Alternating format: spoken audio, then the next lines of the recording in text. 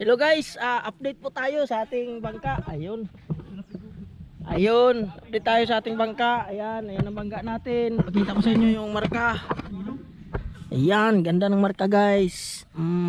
Melissa, motorboat Melissa.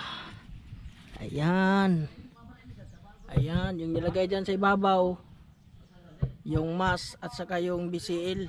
Ayan. Tapos ito pangalan ng aming dalawang anak.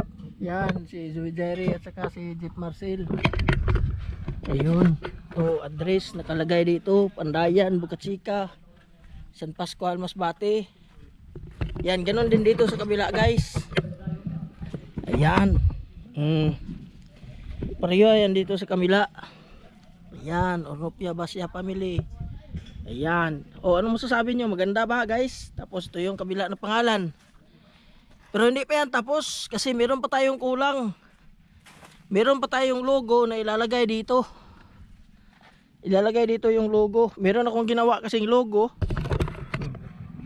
Meron kasi akong ginawang logo na dinesign ko sa sa computer. Kasi yun na yung gagawin kong permanente kong logo. Ito guys, saan na yun? Nawala, inahanap ko.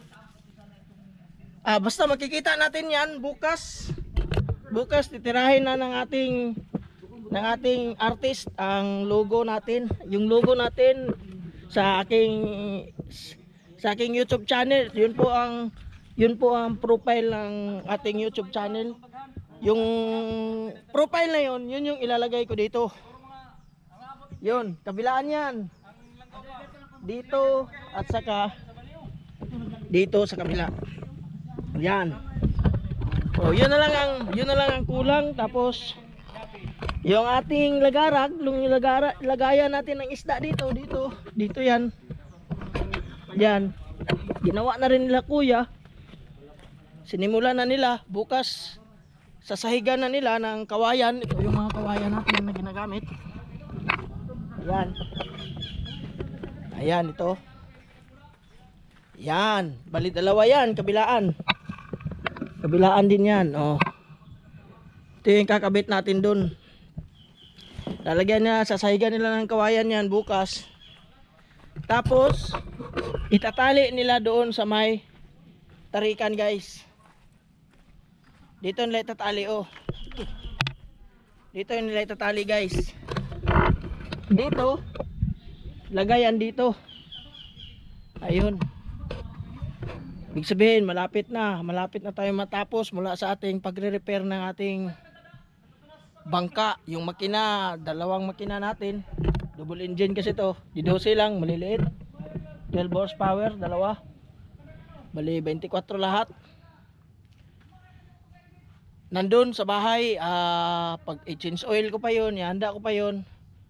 Pagkatapos bukas ikakabit na yung kahoy dito, yung pininturahan ko, kakabit na yun dito.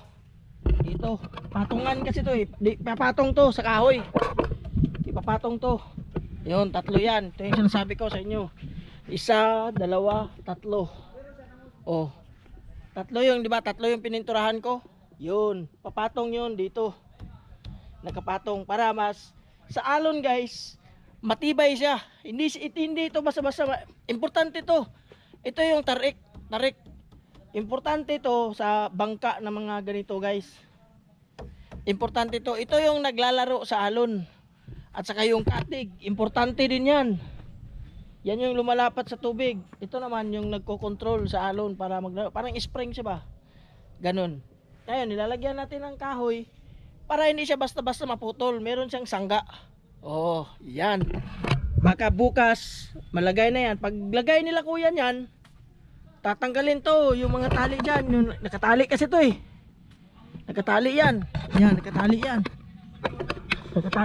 Tatanggalin to lahat. Bali, iangat to. Tapos ipapatong to, ilalagay. Tapos ipatong. Ayun.